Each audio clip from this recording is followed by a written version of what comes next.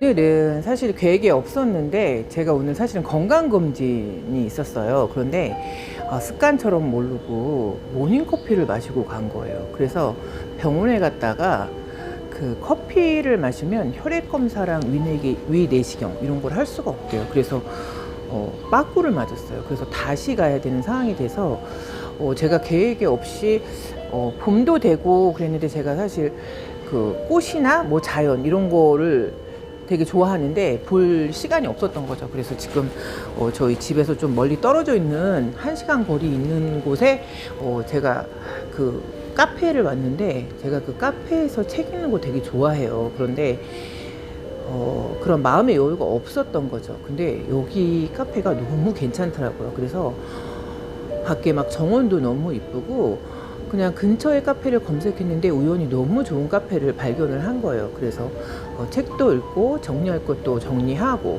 그런데 제가 이거는 전에 제가 소개시켜 드렸던 책인데, 제가 이 책을 다시 읽고 있어요.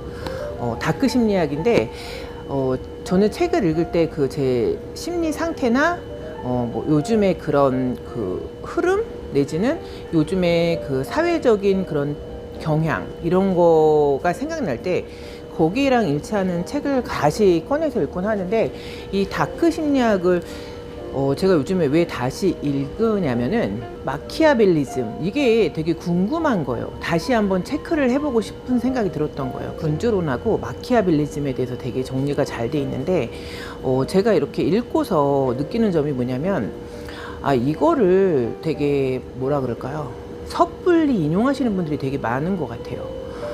여기에는 뭐라고 써 있냐면, 제가 한번 읽어 드릴게요. 마키아벨리즘이 강할수록 자신의 권력 유지와 목표 달성에 필요한 모든 수단은 정당화될 수 있다고 믿는다. 가령 이들은 회사나 조직에서 성공하기 위해 타인을 이용하는데, 자신의 승진을 위해 동료의 성과를 가로채거나 서로 간의 불건전한 경쟁을 조장한다. 부하 직원들은 이들의 권력, 영향력 행사와 조작적 성향에 의해 심한 스트레스를 받는다.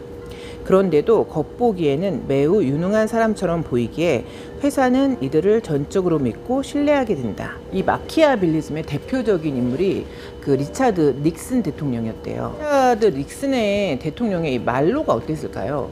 저는 개인적으로는 이 군주론이나 마키아벨리즘은 지금 상황에는 들어맞지 않다고 생각을 해요. 여기에 또 뭐라고 써 있냐면은, 군중에게 사랑받는 것과 두려움을 받는 것 중에 하나를 선택해야 한다면 두려움을 받는 것이 더 안전하다.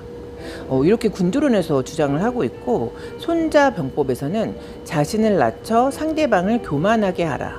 스스로 강한 능력을 지녔지만 없는 것처럼 보여야 승리한다. 이렇게 써 있어요. 그런데 이런 현상을 적용하는 게 물론 이게 통용이 될 때도 있죠. 그런데 이런 군주론을 저희 생활이나 어떤 사회 환경 이런 데에 적응을 한다는 거는 옛날 같은 그 시대에는 이게 아마 먹힐 수 있을 것 같아요. 그런데 지금 시대에는 많은 사람들이 이미 군주론에 대해서 다 알고 있어요. 마키아벨리즘도 다 알고 있고. 그런데 맨 처음에 이렇게 하다가 나중에는 다른 모습을 보이면 그 사람에 대한 신뢰도가 확 떨어지는 거죠. 그리고 저 사람의 진 면목을 알아볼 수가 없는 거예요. 그리고 저 사람이 저렇게 행동하는 게 진정한 그 사람의 모습일까? 이렇게 의심을 하게 되는 거죠. 마키아벨리즘은 16세기 때 그 이탈리아에 마키아벨리가 저술한 그 군주론에 나오는데, 이거는 권력을 유지하기 위해서는 조작이나 속임수, 거짓말 이런 게 당연하다는 거예요. 그런데 이게 16세기에 적용됐던 사상인데 이거를 지금 시대에 적용한다 그러면 물론 거기에 속아 넘어가시는 분들도 있을 거라고 생각은 해요. 그런데 지금은 이게 너무 많은 사람들한테 다변화되어 있는 인식론이에요. 다크나이트, 그래서 뭐 심리학을 공부하시는 분들도 너무 많고, 근데 이 마키아벨리즘을 어떤 리더들이 사용을 한다 그러면 그거는 저는 단기간에 충성심을 얻을 수는 있다고 생각을 해요. 왜냐면 공포 정치를 하기 때문에, 그 공포 정치 때문에 사람들이 긴장을 하고 위축을 하게 되죠. 그런데 그런 게 지속적으로 계속 된다 그러면 이거는 사실 어떻게 보면 공산주의 같은 데는 먹힐 것 같아요. 그런데 저희가 이렇게 자유화되어 있고 자율권이 보장되어 있는 시스템에서 군주론이나 마키아벨리를 접목을 한다? 이거는 단기간에는 통용될 수 있지만 장기적으로 봤을 때는 잃는 것이 훨씬 많다고 생각을 하게 되는 거죠. 이 군주론에서는 이런 문구가 있어요. 사랑을 받기보단 두려운 대상이 되는 것이 훨씬 더 안전하다. 두려움과 존경은 한 몸에서 나온다.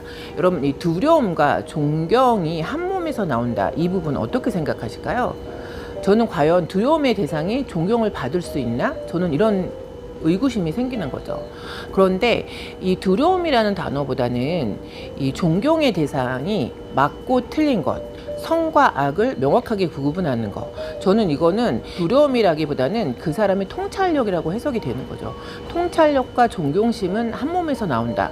그러면 이거는 정말 지금 시대는 너무 맞는 문구가 된다고 저는 생각을 하거든요. 이 책에서는 또 어떻게 나오냐면 이거 한번 읽어드려 볼게요.